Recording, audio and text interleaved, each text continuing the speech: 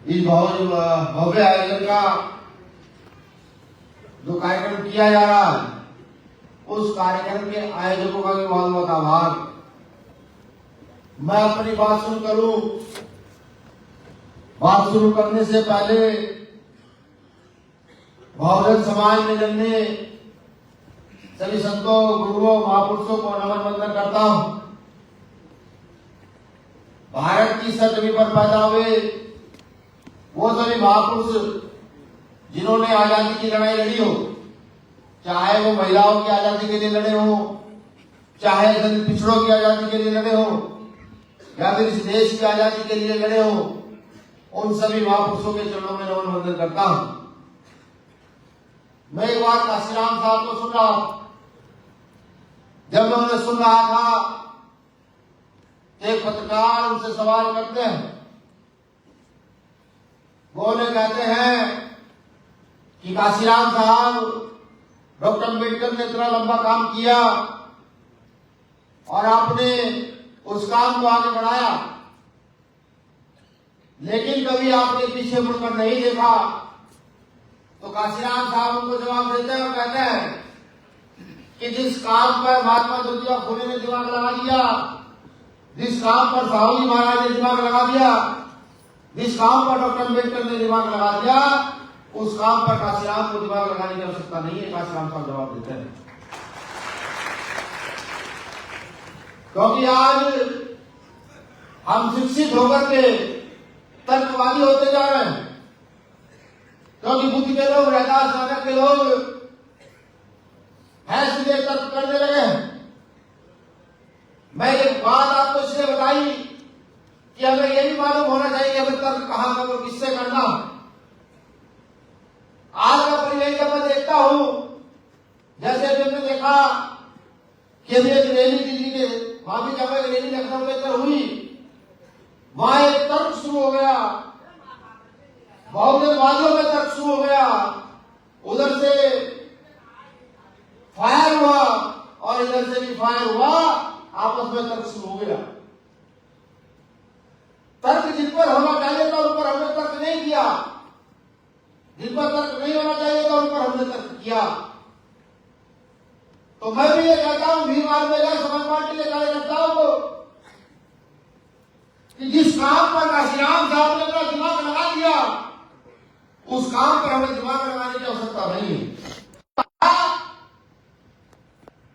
बहुजन हिताय बहुजन सुखाय, तो बस हमें यही तक रहना है। अगर इस आगे बढ़ते हैं तो हमें परिस्थितियों का ध्यान रखना जरूरी है।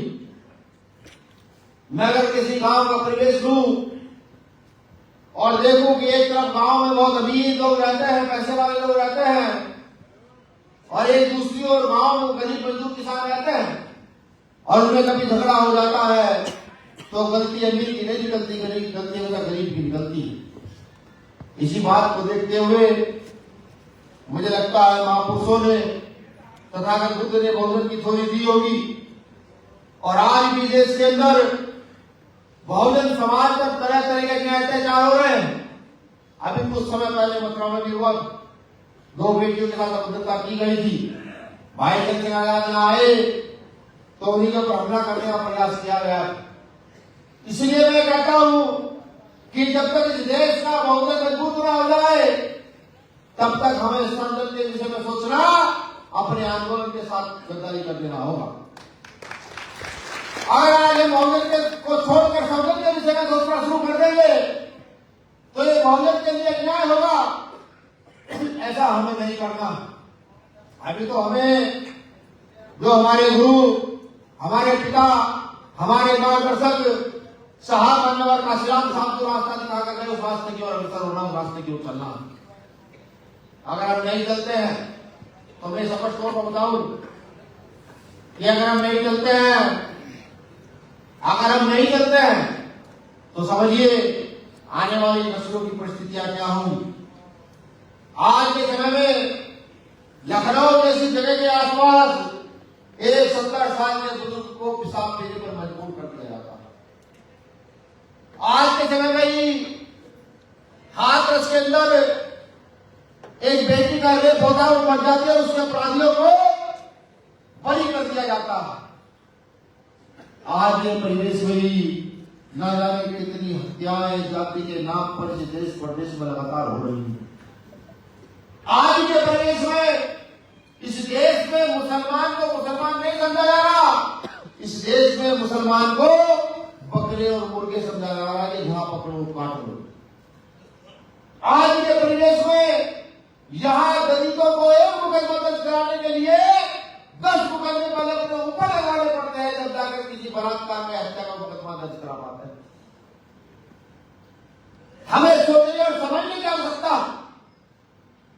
कि क्या हम सिर्फ राजनीतिक दलों से लड़ते घूमे, ये पूछते घूमे कि हमें सड़क पर काम करना चाहिए या उनसे बहस करनी चाहिए। हमें ये याद कराना है उनको भी कि जिस परिवेश में तुम हो, वो परिवेश साहब काशीराम साहब का तैयार किया गया परिवेश है। यहां लड़ाई बहुमतवादियों से नहीं है, यहां लड़ाई मनोवादियों से है, यहां लड़ाई उनसे है जिन्होंने कभी डॉक्टर अम्बेडकर का साथ नहीं दिया, यहां लड़ाई उनसे है जिन्होंने वैसे काशीराम साहब का तिरस्कार किया। यहां लड़ाई सभी के लोगों से है जिन्होंने सदियों इस देश में महिलाओं को गुलाम बनाकर रखा। यहां लड़ाई उन मनु की औलादों से है जिन्होंने यहां शूद्र के नाम पर हमारा हजारों साल शोषण किया। ये परिवेश बताना बहुत जरूरी हो गया है। मैं काशीराम साहब को देखता हूं तो काशीराम साहब को उनके समय में अनाइया का जन्म बताया जाता था। मैं डॉक्टर अम्बेडकर को देखता हूं कि जब हिंदू कॉलोनी की लड़ाई चल रही थी, उस समय इस देश में उनको न जाने किन किन नामों से पुकारा गया, लेकिन उन्होंने अपना मार्ग नहीं छोड़ा। वो अपने काम पर लगातार खड़े रहे और अपने काम को करते रहे। काशीराम साहब ने कहा था कि तुम्हें 3 चीजों से लूटा जाएगा जब भी तुम बहुजन समाज के नेतृत्व की बात करोगे, जब भी तुम महिलाओं के बराबरी के अधिकार की बात करोगे, जब तुम इस देश के दलित पिछड़े मुसलमान को खड़ा करने की बात करोगे, तो तुम्हें लूटने के लिए, तुम्हें तोड़ने के लिए षड्यंत्र किए जाएंगे। तुम्हें पैसे का लालच दिया जाएगा, कहा जाएगा कि तुम लोग धन लो और अपने कारोबार को चलाओ। तुम्हें मीडिया का लालच दिया जाएगा, कहा जाएगा कि अगर तुम हमारा साथ नहीं दोगे तो तुमको बदनाम किया जाएगा। तुम्हें माफिया का सहारा दिया जाएगा कि अगर तुम हमारी बात नहीं मानोगे तो तुम पर गोली चलाई जाएगी। ये काशीराम साहब पहले से बता कर गए थे और ये हो रहा है आज के परिवेश में। भीम आज महिला समाज पार्टी के साथ हो रहा है। जब हमारे तमाम साथी फिक्रे जमा कर देते हैं, हमारे बूथ पर खड़ा कार्यकर्ता भी कह देता है कि मैं भीम आर्मी का कार्यकर्ता हूं, दिल से आजाद का सिपाही हूं, वो नोट नहीं बना जो मुझे खरीद ले, तो उसको जेल भिजवा देने का काम इस मौजूदा सरकार में किया जाता है। जब हमारा कार्यकर्ता मीडिया के षड्यंत्रों से भी नहीं करता है तो गोली चलाई जाती है, जैसे भाई चंद्रशेखर पर गोली चलाई गई। अब ये हमें समझना जरूरी है, सब हो क्यों रहा है, ये किस लिए हो रहा है और ये कब तक होता रहेगा। ये जब तक होता रहेगा जब तक यहाँ का बहुजन समाज अपने आप को यशस्वी साबित ना कर दे, अग्रणी साबित ना कर दे, जब तक वो ये साबित ना कर दे कि इस देश की सत्ता का राजकाज हम लोग भी चला सकते, जब तक होता रहेगा, लगातार चलता रहेगा। मैं अगर आपको बताऊं कि अगर इस देश में डॉक्टर अम्बेडकर ना आते तो मुझे नहीं लगता कि अगले 3000 साल तक ये मेरी बहनें अभी मुझे मिली क्या मेडिकल साइड की है भाई, ये कभी यहां मुंह खोलकर बैठी होती। यार ये जो समाज है बताया जिसको शास्त्रों के अनुसार शुद्ध कहा गया है, ये यहाँ एक बड़े पंडाल पर सजी कुर्सियों पर बैठा डॉक्टर अम्बेडकर ना। डॉक्टर अम्बेडकर ने हर बीमारी का इलाज लिख कर दिया। कहा है इस देश के उस वर्ग को जिसका सदियों शोषण रहा कि मैं एक ऐसा इलाज करके जा रहा हूं, ऐसी नसबंदी करके जा रहा हूं मनवादियों की कि जब तक तुम इस इलाज की दवाई को लेकर चलोगे इस देश के मनवाद की जड़ को खत्म कर दोगे। अफसोस हमने उस इलाज को पहचानने का काम नहीं किया। भाई सामने से था भैया, सारे थोड़ा और पीछे हो जाओ भैया। अफसोस हमने उस मनवाद नाम की बीमारी का इलाज डॉक्टर अम्बेडकर हमें देकर गए, हमने उसका प्रयोग तो किया लेकिन कम समय के लिए प्रयोग किया। उस मनवाद नाम की बीमारी का इलाज है लोकतंत्र। डॉक्टर अम्बेडकर संविधान में लोकतंत्र देकर गए और बता करके गए कि जिसकी जितनी संख्या वाली उसकी उतनी हिस्सेदारी। लेकिन मैं फिर अफसोस के साथ कहता हूं, और बाबा साहब अम्बेडकर का 26 जनवरी का एक कोट भी याद कराता हूं कि डॉक्टर अम्बेडकर 26 जनवरी 1950 को जब संविधान सभा में संविधान लागू करा करके मुस्कुराते हुए बाहर निकलते हैं तो डॉक्टर अम्बेडकर के साथ के नेता ये कहता है कि डॉक्टर अम्बेडकर बहुत खुश लग रहे हो। बाबा साहब अम्बेडकर कहते हैं मैं बहुत खुश हूं, आज मैंने रानी का पेट जीत लिया, राजा रानी के पेट से नहीं। यहाँ के गरीब शोषित वंचित वर्ग मजदूर किसान महिलाओं दलितों के वोट से जन्म लेगा। तो समय के नेता बाबा साहब अम्बेडकर को कहते हैं कि डॉक्टर अम्बेडकर अधिकार देते चले हो, लेकिन तुम हमें जानते नहीं हो, हम तुम्हारे लोगों को डराएंगे, हम तुम्हारे लोगों को धमकाएंगे, जरूरत पड़ी तो हम तुम्हारे लोगों को खरीदेंगे, लेकिन इस देश में राजा अपना लाएंगे। उन्होंने ऐसा ही किया। क्या इस देश में राजा हमारा है? इस देश में सबसे बड़ी आबादी किसकी? दलित पिछड़े मुसलमानों की आबादी है ना। और राजा किसका बैठा? उस मनु की विचारधारा को आगे बढ़ाने वाले का राजा बैठा है। वो 10% लोग डॉक्टर अम्बेडकर को 26 जनवरी 1950 को कहे थे, उन्होंने वो काम किया और इस देश में राजा अपना बना दिया और अपना राजा बना करके अपनी विचारधारा स्थापित कर दी। और मुसलमानों को मारे, दलितों को मारे, और रेपिस्टों को छोड़े, ये उनकी विचारधारा, उसको उन्होंने स्थापित किया। लेकिन डॉक्टर अम्बेडकर ने मुस्कुराते हुए एक बात और कही, कहा मैं जानता हूं मेरे लोग गरीब हैं, तुम उनको डराओगे धमकाओगे तो डर जाए, धमकाओगे तो शायद अपना घर के बात को छोड़कर चले जाए, तुम लालच दोगे रोटी के लालच में, बच्चों की बीमारी के लिए, भूख में वो आपसे लालच में पैसे भी ले लेंगे। लेकिन एक बात याद रखना, जिस दिन ये समाज खड़ा हुआ, जिस दिन ये समाज शिक्षित हुआ और इसकी समझ आ गया कि यहाँ लड़ाई धर्म की नहीं राजकारण की है, ये 1 घंटे में तुम्हारी सत्ता को उलट करके गिर देगा और यहाँ पर राज कायम कर देगा। ये डॉक्टर अम्बेडकर 26 जनवरी 1950 को कह रहे हैं। मैं जब उस परिवेश को सोचता हूं, उस परिवेश के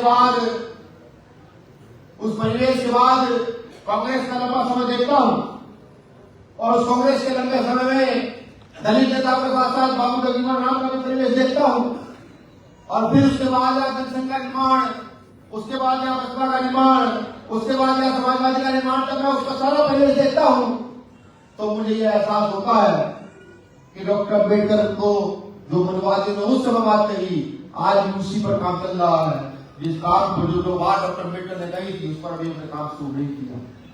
अब हमें उस पर काम शुरू करना है। डॉक्टर अम्बेडकर ने कहा था कि जिस दिन मेरे लोग शिक्षित हो गए, जिस दिन मेरे लोगों को समझ में आ गया कि तुम्हारा तख्ता उलट पलट करेंगे, अब वो समय आ चुका है कि अब हमारे लोग शिक्षित भी हैं, मजबूत भी हैं, पैसे वाले भी हैं, संसाधन भी हैं, अब मनवादी व्यवस्था का तख्ता उलट करने का समय आ गया। अब वो कहावत पूरी करनी है कि अपना होगा अपनी बरोड़, पियो पियो नहीं तो फोड़, अपनी व्यवस्था होगी, कैसे चलानी ये हम तय करेंगे, कोई आगे हमें नहीं बताएगा व्यवस्था कैसे चलानी। ये सब आ चुका है। लेकिन मुझे फिर अफसोस होता है, हमारी पूर्व की पार्टियां जिन्हें मनवादियों से लड़ना चाहिए था, जिन्हें अवसरवादियों से लड़ना चाहिए था, जिन्हें पूंजीपतियों से लड़ना चाहिए था, वो भी माननीय कार्यकर्ताओं से लड़ बैठे हैं। वो आजाद समाज पार्टी के कार्यकर्ताओं को छोटा करने को लगे हुए हैं। मैं पूछता हूं नेताओं से कि क्या कसूर हम लोगों का कि डूबते बहुजन आंदोलन को, जब बहुजन आंदोलन को संदर्भ बनाया जा रहा था, उस समय कुछ युवक खड़े होकर इसका विरोध करने को आए तो क्या गलत किया? जब इस देश में बेटे की इज्जत लूट रही थी, उस इज्जत लूटने के खिलाफ विद्रोह करने वाले लोगों ने क्या गलत किया? जब इस देश में हमारे नेताओं को पीटा जा रहा था, पुरखों को पीटा जा रहा था और आप सब चुप थे, उस समय अगर हमने उठकर के उसको मुंह तोड़ जवाब दिया तो क्या गलत किया? तो पूछता हूं लोगों से। मैं बराबर से कहता हूं, मैंने बहन की आवाज अलग करता हूं, हमारी पूरी टीम अलग करती है, लेकिन ये आदर विचारधारा से बड़ा नहीं हो सकता, ये आदर डॉक्टर अम्बेडकर की विचारधारा से बड़ा नहीं हो सकता, ये आदर फूले साहब अम्बेडकर की विचारधारा से बड़ा नहीं हो सकता। अगर हम अपने पुरखे तथा बुद्ध की विचारधारा को आगे नहीं बढ़ाएंगे, हम प्रकाश कबीर की विचारधारा को आगे नहीं बढ़ाएंगे, तो हमें पूत कहलाने का अधिकार नहीं है। तो पूत है इस देश के अंदर। और मुझे यही सिखाया गया, मेरे परिवार के लोगों ने मुझे यही सिखाया कि अपने बाप दादाओं की विचारधारा को आगे बढ़ाओ। जिन्होंने तुम्हारे बाप दादाओं की हत्या की, उस विचारधारा को कभी आगे बढ़ने मत दो। तो हमारी पूरी टीम बीमारी जनता समाज पार्टी की तथागत बुद्ध की विचारधारा को आगे बढ़ा रही है, सत्य कबीर की विचारधारा को आगे बढ़ा रही है। हमारी पूरा संगठन, पूरा पार्टी बहुजन आंदोलन के लिए समर्पित है, बहुजन आंदोलन को आगे बढ़ा रहे हैं। हम किसी भी आडंबरवादी व्यवस्था का संग, किसी भी आडंबरवादी व्यवस्था का कभी संरक्षण नहीं करेंगे, कभी उसके साथ नहीं खड़े होंगे। यही हमारी विचारधारा है, यही विचारधारा माननीय साहब काशीराम साहब की थी कि वो कभी किसी आडंबरी व्यवस्था के साथ खड़े नहीं होंगे, वो अपनी व्यवस्था बनाएंगे। लेकिन आज ऐसा नहीं। मैं यहाँ तमाम बैठे साथियों से कहता हूं, हो सकता है कि भीम आर्मी के पास, आजाद समाज पार्टी के पास संसाधन ना हो, बड़ी बड़ी गाड़ियां ना हो सकता है हमारे कार्यकर्ता के पास बैनर पोस्टर लगाने के लिए पैसे ना हो। लेकिन समझो, जानो, परखो कि अगर हम अपने बाप दादा का काम न करें तो किसका काम करें। जैसे मैं एक छोटे बच्चे को देख रहा हूं, उसने पोस्टर आज में दिया हुआ है, भीम आर्मी चीफ भाई वीरेंद्र सिंह वाल्मीकि समाज स्वागत करता। मैं पोस्टर देख रहा हूं। ये समाज कोई अलग समाज नहीं, मेरा खुद का समाज है। इस तरह के 6,743 समाज देश के अंदर है, इनको काशीराम साहब ने इंक्लूड किया। अब ये काम हमें करना है कि 6,743 जातियों को फिर से लाकर एक जगह खड़ा कर देना है। इन जातियों को बड़ी मुश्किल से वर्ण व्यवस्था से बाहर निकाला गया। हमारे लोगों ने जातियों को फिर से वर्ण व्यवस्था में धकेलने का काम किया। अब फिर हमें उनको वर्ण व्यवस्था से बाहर निकालकर एकजुट लाकर के खड़ा करना। हमें तथ्य के आधार पर यह बताना है कि आज इस देश के अंदर बहुजन विचारधारा को कोई आगे बढ़ा रहा है तो उसका नाम सिर्फ वैकल्पिक से उसका नाम है, दूसरा कोई नाम नहीं। आपने देखा होगा जब चंद्रशेखर भाई नगीना लोकसभा से सांसद बने, माननीय सुनील चित्तौड़ साहब के आदमी वहां में पूरा कार्यभार लोगों में रहा, और वहां से कितने लोग आ रहे हैं, कहां जाएंगे, कितनी मीटिंगें होंगी, सब कुछ रहा। मैं भी वहां 4-5-6 महीने रहा तो मैंने ये देखा कि जिसे बार बार जिसका तिरस्कार किया जाता है, सारी पार्टियां कुछ ना कुछ बोलती रहती है।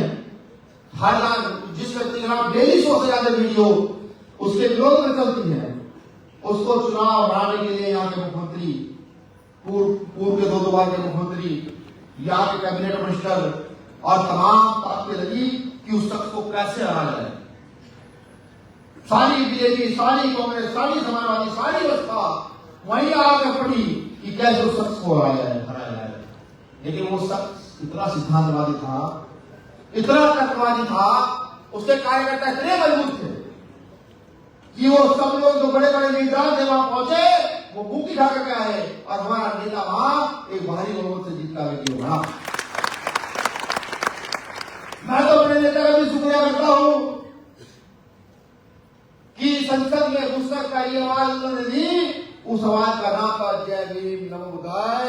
और जैसे ही वो आवाज उन्होंने दी तो वहां बैठी मनवादी व्यवस्था के लोगों के पेट में दर्द हुआ और उन्होंने कहा कि आप पूरी बात ये पूरा भाषण नहीं दोगे।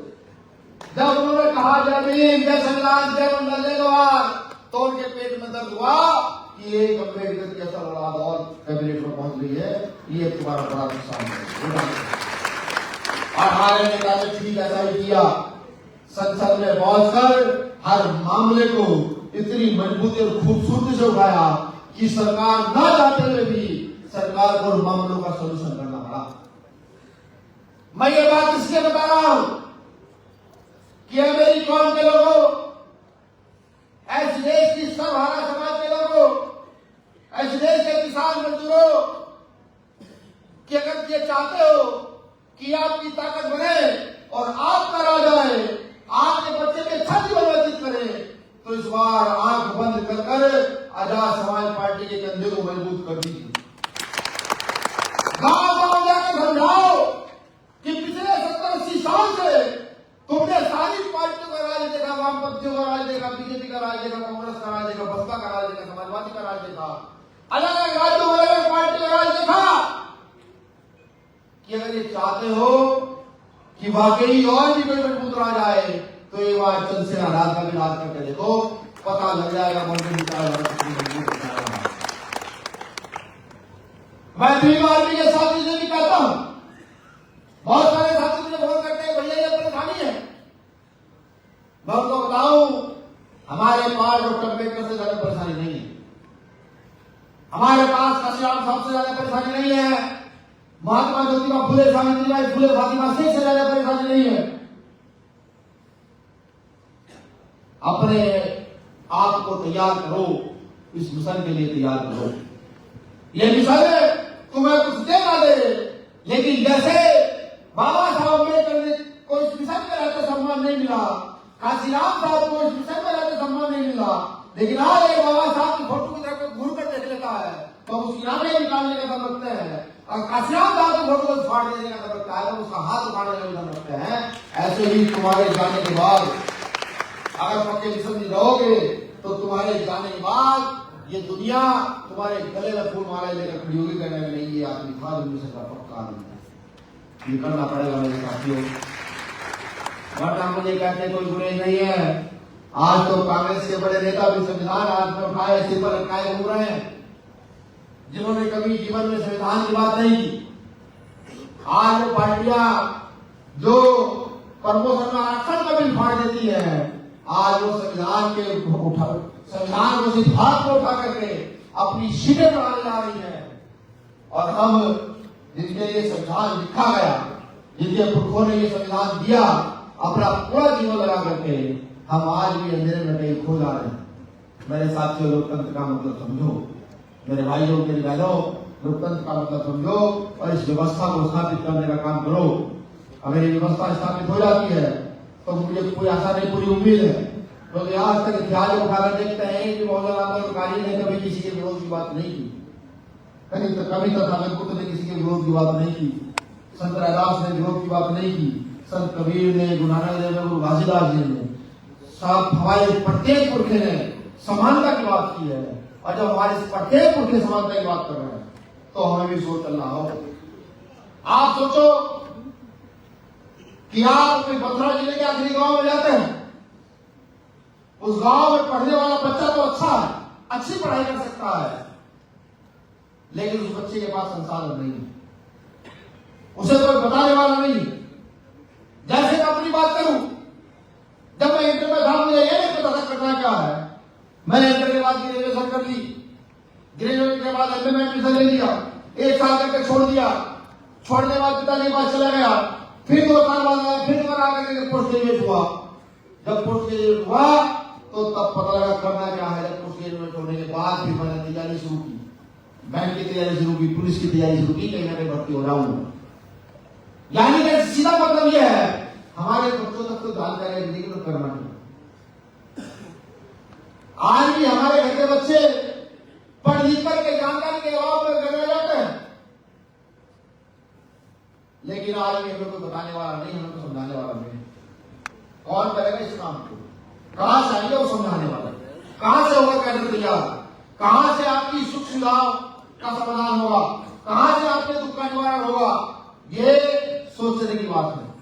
इन सब का निवारण कैसे होगा कि आप इस देश के अंदर अपना शिक्षा मंत्री बना लो, और शिक्षा मंत्री एक पर्चे पर साइन करके ये कह दे कि बाबा साहब अम्बेडकर के द्वारा लिखित संविधान की जो प्रस्तावना है वो हर स्कूल में प्रार्थना से पहले पढ़ाई जाएगी। तो भारत के हर स्कूल में से एक सिग्नेचर से वो संविधान की प्रस्तावना पढ़ाई जाएगी।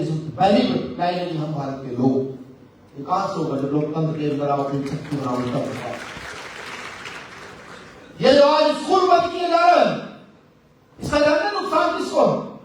अगर 27,000 स्कूल बंद होते हैं तो 28,000 खेतों को खोला जाता है। इसलिए आप प्राइमरी स्कूलों का कॉन्सेप्ट समझिए क्या है। एक प्राइमरी स्कूल का टीचर जो बाकायदा बीएड बीटीसी करके प्राइमरी स्कूल में टीजीटी पीजीटी का टीजीटी पीजीटी का एग्जाम क्वालिफाई करके जब वो टीचर बनता है, उसकी पढ़ाई ऐसी हुई है कि उसको ये बताया कि बच्चों को पढ़ाना कैसे है।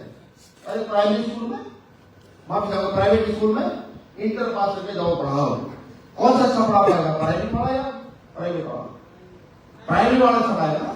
हाँ, आपको भी प्राइवेट में पढ़ते कौन बच्चे हैं? गरीबों के, किसानों के, मजदूरों के, इनके बच्चे वहां पढ़ते हैं। और जब इनके बच्चे वहां पढ़ते हैं, सिस्टम सीखते हैं, आगे क्यों पढ़ते हैं, तो उसका बड़ा दर्द होता है, बड़ा दर्द होता है। इससे दो नुकसान होते हैं। एक तो शिक्षा का जो प्राइवेटीकरण किया जा रहा है कि आप अपने बच्चे को पढ़ाओगे तो 8,000 10,000 रुपए फीस जमा करोगे तब आपका बच्चा पढ़ेगा। और अगर आपके पास 8-10,000 रुपए नहीं है तो अगर मेरे पिता रिक्शा चलाते हैं तो मेरे लिए अगली व्यवस्था कर दी गई है कि मैं भी रिक्शा ही चलाऊंगा। अगर मेरे पिता मजदूरी करते हैं तो उन्होंने स्कूल बंद करके ये व्यवस्था तैयार कर दी है कि अगर तेरा पिता मजदूरी कर रहा है तो तुझे भी मजदूरी करनी पड़ेगी। अगर तुम्हारे पिता झाड़ू लगा रहे हैं तो उसके बच्चे को भी झाड़ू लगानी पड़ेगी। ये व्यवस्था सरकार ने तुम्हारी सबकी कर दी है, सब लोगों की कर दी। वो उन्होंने किसी ने की, किस ताकत में की? उसने इसलिए की क्योंकि पूर्ण बहुमत की सरकार है, कैबिनेट में उन्होंने फैसला पास कर दिया, उन्होंने इसलिए कर दिया। सोचो इस देश का बहुमत कहां खड़ा कि आबादी के हिसाब से इस देश में 90% है, 85% है, लेकिन बुद्धि के हिसाब से कहां है? स्कूल बंद हो जाते हैं, एक नेता वोट खाने वाला नहीं मिलता कि आखिर वो गांव में लाश मुहाने पर दलित पड़ा है, मुसलमान पड़ा, उसका बच्चा पढ़ने कहां जाएगा? उसके तो चिंता का भी कोई साधन नहीं, कोई आवाज उठाने वाला भी नहीं। समझो इन समस्याओं का समाधान क्या है, कहां, कैसे, क्यों? इन सब समस्याओं का समाधान आपके वोट में है। और ये वोट आपकी बड़ी शक्ति है। आज एक मुस्लिम को दाढ़ी के नाम पर सड़क चौराहे के बीच में खड़े होकर पीट दिया जाता है। अगर एक गाड़ी पर मीट जो है वो गाय का नहीं है, तब भी बजरंग आरएसएस के लोग उस गाड़ी को तोड़ते हैं, उस व्यक्ति को बाहर निकालकर मार के पीटते हैं। इसलिए कि उन्होंने हमारा वोट लेकर के अपनी व्यवस्था का निर्माण किया और अपनी व्यवस्था में, उनकी व्यवस्था में यह लिखा कि इसमें यहां शूद्रों के लिए कोई अधिकार नहीं। और हम काम खड़े हैं, हमने अपने मत का क्या सही प्रयोग किया? क्या इस देश का मुसलमान अपने वोट का सही प्रयोग कर पा रहा? और कर पा रहा है तो मुझे बताए कि कौन सा राज्य का कौन सी पार्टी है जो आज उसके फेवर पाकर सड़क पर खड़ा है? मैं घर से सीना चौड़ा करके कहता हूं, मेरा कार्यकर्ता लड़ता है जाकर, वो कार्यकर्ता सलीम हो सकता है, वो कार्यकर्ता देवेंद्र हो सकता है, मेरा कार्यकर्ता ये नीला पट्टा डाल लड़ता है, जब किसी मुस्लिम के साथ में हो जाता है, कोई नेता आकर नहीं लड़ता। और मैं ये भी गलत कहता हूं कि कोई बात तो पहला कह लेगा, मेरा नेता चंद्रशेखर आजाद लोकसभा में ये बात चीख कर कहता है ये गलत हो रहा है, ये संविधान के खिलाफ। अभी हमें सोचना है कि हमें क्या करना है। हमें सिर्फ अच्छी सी बातें बनानी है या अपनी व्यवस्था का निर्माण करना है। अगर अन्याय अत्याचार से मुक्ति चाहते हो, अपने बच्चों को आगे बढ़ाना चाहते हो और इस देश को बचाना चाहते हो तो समझ लो, लाम बंदों का एक मुखी हो जाओ और जा जाकर के हम जाओ भीमानी के सदस्य बने, जा जाकर के हम जाओ कि आजाद समाज पार्टी के सदस्य बने और फिर देखें व्यवस्था परिवर्तित कैसे होगी। हम देखें इस देश में किसकी औकात है, 28,000 स्कूल बंद करते हैं, हम इस देश में 1 लाख स्कूल खोलने का वादा कर रहे हैं। 1 लाख स्कूल खोल दिए जाए। आइए प्राइवेट स्कूल जो है, जो मोटी मोटी फीस लेते हैं, इनकी रसबंदी ना हो गई सरकार आते तो मुझे कहिएगा कि भैया क्या बात है। ये जो आज प्राइवेट हॉस्पिटल बड़े पैमाने पर चल रहे हैं कि अगर आपके बच्चे को डेंगू का बुखार हो गया तो आपके घर में आकर है नहीं, ये कोई फर्क नहीं पड़ता, लेकिन 50,000 से कम आपके बच्चे की तबियत ठीक नहीं हो सकती। ऐसा क्या 3 दिन एडमिट करके रखे, 5,000 रुपए जिसका कमरे का किराया और फिर वो मोटे मोटे इंजेक्शन देंगे, इंजेक्शन की कीमत 15-16 होती है। ये यहाँ सरकारी हॉस्पिटल में मुफ्त भी हो सकता है, लेकिन अगर आप सरकारी में भी जाएंगे, जब तक आप बैंक के नीचे से कुछ दोगे नहीं तब तक आपके बच्चे की तरफ कोई देखेगा नहीं। ये सब इसलिए है क्योंकि ये सब कॉलम मनु की व्यवस्था में लिखित है। ये सब मनु ने कहा है, ये सब मनु ने कहा है कि जब तक तुम लोगों को गुलाम नहीं बनाओगे तो तुम्हारा राज नहीं होगा। लेकिन गलती से देश के अंदर आजाद समाज पार्टी का शासन स्थापित हो गया तो ये चिकित्सा में लूटमारी है ना, जो ब्लड की रिपोर्ट करने के 500 रुपए लेता है, जो अल्ट्रासाउंड करने के 1000 रुपए लेता है, जो एमआरआई करने के 5000 रुपए लेता है, देखिएगा इनकी भी नसबंदी कर दी जाएगी, बताया जाएगा कि इतने पैसे मिले, इतने पैसे में इलाज करना होगा। अगर कोई मर गया तो फिर सरकार का दल से झेलना होगा। ये सब काम करने के लिए दम चाहिए, ताकत चाहिए। ये सब काम ऐसा नहीं हो सकते। इस काम को कर पाएगा तो मेडिकल वाले ही कर पाएगा। यहाँ के मुख्यमंत्री की तरह नहीं बिना जांच पड़ताल किए ही गरीबों के घरों पर बुलडोजर चला दे। जैसे अभी दिल्ली में सरकार आई, दिल्ली के अंदर बड़े बड़े वादे किए गए, लेकिन वहां जो गरीब शोषित वंचित झोंपड़ियों में रहते थे, जिन्होंने कूद कर बीजेपी को वोट दिया, कहा नहीं बीजेपी हमारी पार्टी है, बीजेपी हमारी पार्टी है। भारतीय जनता पार्टी ने सबसे पहला काम किया तो उनके घरों को उजाड़ देने का काम किया। आज वो सड़कों को रोते हुए घूम रहे हैं, जमुना के किनारे वो लोग पड़े हुए हैं, समझ रहे हैं। तो इस व्यवस्था को बदलने के लिए सहयोग कीजिए। हो सकता है कि मनी से और मीडिया से ना दबाया जाए, माफिया से ना और सहारा लिया जाए, क्योंकि मनी मीडिया तो हम लोगों को काम तक कुछ बिगाड़ नहीं पाई है। हो सकता है किसी गोली पर हम लोगों का नाम लिखा हो। ये तय है कि हर बार जान नहीं बच सकती, हर बार किस्मत अगर आपके साथ है तो आपको 99 बार बचना पड़ता है। मरने जो मारने वाला है उसका साथ एक बार